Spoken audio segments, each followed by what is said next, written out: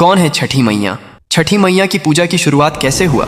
जब सृष्टि की शुरुआत हुई तब ब्रह्मा जी ने अपने कमंडल से जल उंडेला और सृष्टि का निर्माण प्रारंभ किया, लेकिन सृष्टि अधूरी थी। पुरुषों के बिना स्त्री शक्ति का अभाव था। ब्रह्मा जी ने स्वयं को 2 भागों में विभाजित कर लिया, एक पुरुष भाग जो सृष्टि का आधार बना और दूसरा स्त्री भाग जो प्रकृति देवी के रूप में प्रकट हुई। यह प्रकृति देवी ही सृष्टि की अधिष्ठात्री थीं, जिन्होंने स्वयं को 6 भागों में विभाजित कर लिया। इन 6 भागों को षड्मातृकाएं कहा जाता है, लेकिन छठी मैया का स्वरूप इनसे अलग और विशेष था। वे ब्रह्मा जी के मन से उत्पन्न हुई। मार्कंडेय पुराण में स्पष्ट उल्लेख है कि सृष्टि के 6ठे दिवस पर ब्रह्मा जी ने उन्हें जन्म दिया ताकि वे संतान की रक्षा का दायित्व संभालें। ब्रह्मा जी के मन से उत्पन्न हुई, इसलिए मानस पुत्री कहलाती हैं। ब्रह्म वैवर्त पुराण में बताया गया है, जहां छठी मैया को सूर्य देव की बहन बताया गया है। सूर्य देव ने अपनी बहनों की रक्षा के लिए छठी मैया को विशेष शक्ति प्रदान की। कथा के अनुसार जब सूर्य देव अपने रथ पर सवार होकर आकाश में विचरण कर रहे थे तो राक्षसों ने देवलोक के बच्चों को नुकसान पहुंचाना शुरू कर दिया। सूर्य देव ने अपनी छोटी बहन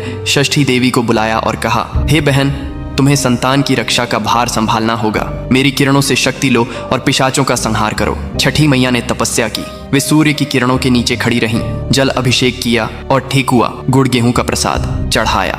उनकी तपस्या से प्रसन्न होकर सूर्य देव ने उन्हें अमृता और रक्षा शक्ति का वरदान दिया। पिशाचों को हराकर बच्चों को बचाया। इस कथा से छठ पूजा में सूर्य और छठी मैया की संयुक्त पूजा की परंपरा चली। पुराणों में कहा गया है कि छठी मैया बिल्ली के रूप में भी प्रकट होती है, क्योंकि बिल्ली माँ की तरह बच्चों की रक्षा करती है, रात में जागती रहती है और खतरे से पिशाचों को हराकर बच्चों को बचाती है। इसीलिए उन्हें छठी मैया कहते हैं, जो छठे दिन जन्मी और छठे दिन पूजी जाती हैं। कमेंट में लिखो, जय छठी मैया।